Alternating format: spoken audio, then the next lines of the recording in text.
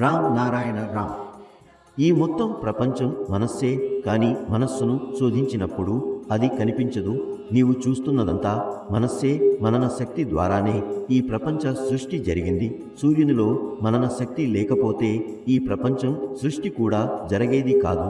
ఇది శాస్త్రీయంగా, తాత్వికంగా, తర్కపూర్వకంగా, జ్ఞానపరంగా సమర్థించబడిన విషయం. ఈ మొత్తం విశ్వం మనస్సు రూపమే. వేడిని అందించినప్పుడు మంచు కరుగుతుంది. అదే మంచు నీటిలో తేలుతూ కనిపిస్తుంది. ఈ మొత్తం ప్రపంచం మనస్సు రూపమే. అయితే ఇన్ని రూపాలు మనస్సులో నుంచి ఎలా వచ్చాయి? మనస్సు ఘన పదార్థం కాదు, నీరు కూడా ఘన పదార్థం కాదు. కానీ అదే నీరు మంచుగా మారుతుంది. భూమి, రక్తం, మాంసం, వీర్యం మొదలైనవి ఏ నియమాలతో సృష్టించబడ్డాయో అవన్నీ కూడా అదే నియమం ప్రకారమే కొనసాగుతాయి. మనం ముందుగా వేదాల ఆది వాక్యాన్ని స్వీకరించాలి. అందులో ఎలాంటి వివాదం లేదు.